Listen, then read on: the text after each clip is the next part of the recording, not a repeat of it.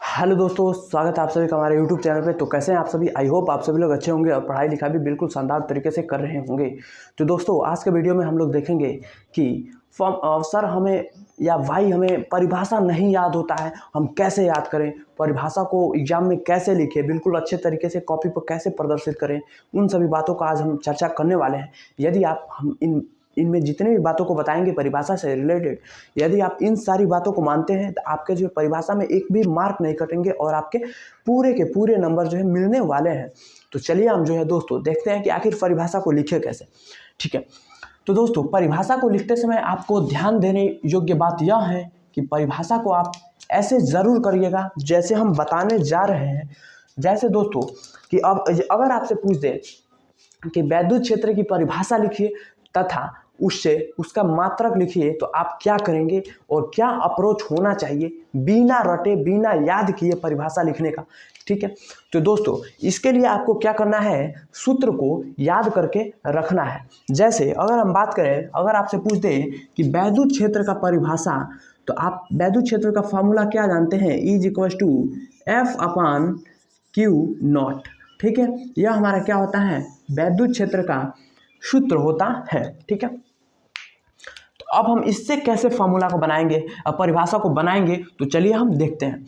जैसे हमें electric field का परिभाषा पूछा है तो हम क्या करेंगे दोस्तों, जैसे इसका परिभाषा कैसे बनेगा। ठीक है, तो इसका क्या हो जाएगा, किसी परीक्षण आवेश मतलब Q, किसी परीक्षण आवेश मतलब Q, किसी परीक्षण आवेश पर लगने वाले फोर्स मतलब F मतलब बल, किसी परीक्षण आवेश पर लगने वाले बल तथा परीक्षण बल और उस परीक्षण आवेश के अनुपात को ही हम क्या कहते हैं, वैद्युत क्षेत्र कहते हैं। ठीक है, ऐसे छोड़िए, ऐसे देखिए कि किसी परीक्षण आवेश पर मतलब Q पर लगने वाले बल को F को ही हम क्या कहते हैं, इलेक्ट्रिक फील्ड कहते हैं। ठीक है, ऐसे आप परिभाषा को बनाकर लिखने की कोशिश कीजिएगा, परिभाषा को बिल्कुल भी नहीं रटिएगा, ये हमारा सुझाव है। आप एग्जाम में भूल सकते हैं, यदि आपको लास्ट टाइम मतलब अभी जो है परिभाषा नहीं याद है तो आप याद करिएगा, तो उसमें आप भूल सकते हैं, लेकिन आप ऐसे लिखेंगे तो नहीं भूल पाएंगे। ठीक, एक यह बात यह हो गया कि किसी परीक्षण आवेश पर लगने वाले बल को ही हम क्या कहते हैं, वैद्युत क्षेत्र कहते हैं। और दूसरा क्या हो जाएगा कि बल, अगर आपको कुछ ना आए, यह भी दिमाग में ना आए, तो दूसरा कैसे अपनाइएगा कि बल और परीक्षण आवेश के अनुपात को हम क्या कहते हैं, इलेक्ट्रिक फील्ड कहते हैं। ऐसे भी आप लिख सकते हैं, लेकिन ऐसे छोटा हो जाएगा परिभाषा। ठीक है, तो ऐसे भी आप लिख सकते हैं।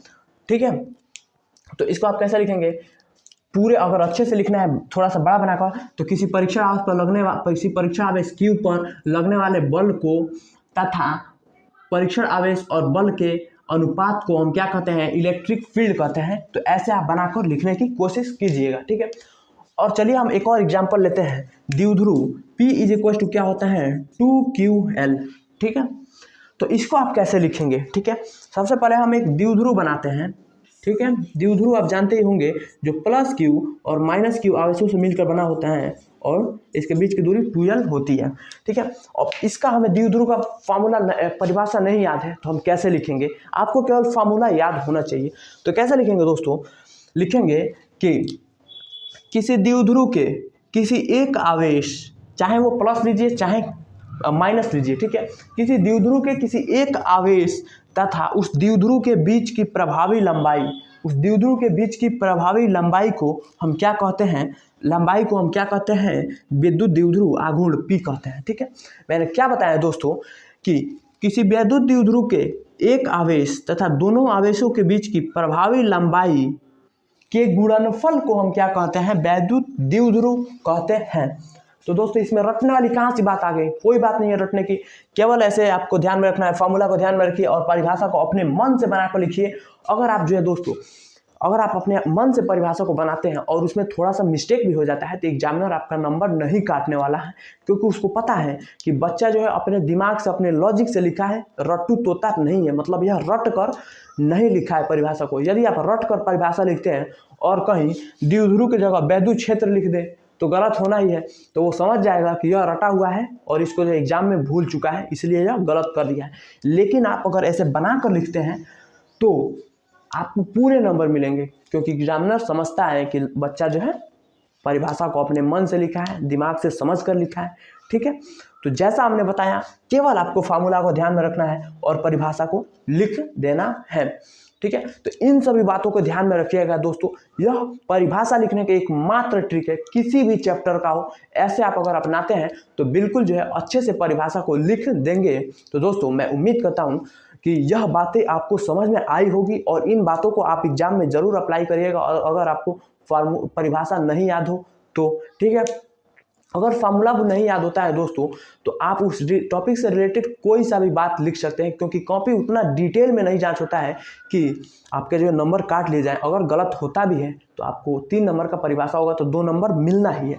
ठीक है, तो अगर आप जो है दोस्तों यहाँ पे हम इसका भी बात बता दें, क्या इसका मात्रक भी बता दें, तो बल का मात्रक हमारा क्या हो जाएगा, न्यूटन, आवेश का मात्रक कूलाम। ठीक है, तो देखिए परिभाषा सूत्र याद है तो आपको परिभाषा भी हो गया और आपका जो है मात्रक भी हो गया, न्यूटन प्रति कूलाम। कितना आसान है। और इसका अगर मात्रक देखें तो क्या हो जाएगा, क्यू का मात्रक क्या होता है, आवेश का कूलाम, और 2 कांस्टेंट है तो इसका मात्रक होगा नहीं, एल दूरी है, दूरी का मात्रक क्या हो जाएगा, कूलाम मीटर। कितना आसान है। यदि आपको फार्मूला याद होता है तो परिभाषा ऐसे बना कर लिखिएगा। ठीक है, रट कर मत लिखिएगा, बना कर लिखेंगे, पूरे मार्क मिलेंगे।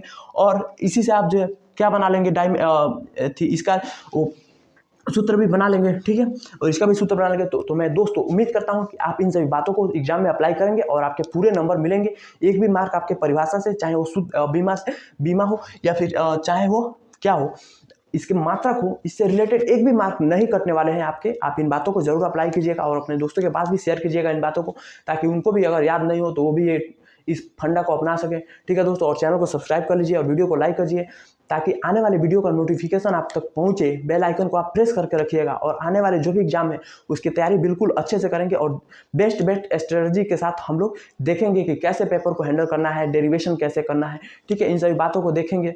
तो दोस्तों अगर डेरिवेशन आप चाहते हैं जो एग्जाम में रिपीट हो चुके हैं, वो उसका वीडियो मैंने ऑलरेडी बना रखा है, आप चैनल पर जाइए उसको देख सकते हैं। ठीक है, और रणनीति भी बना रखा है कि 95 प्लस कैसे लाए, हमारे कैसे 95 प्लस आए, उन बातों को भी आप देख सकते हैं। ठीक है, तो मैं उम्मीद करता हूँ कि यह वीडियो आपको समझ में आया होगा। तब तक के लिए ऑल द वेरी बेस्ट। पढ़ते रहिए, मुस्कुराते रहिए, माता पिता का नाम रोशन करते रहिए। जय हिंद।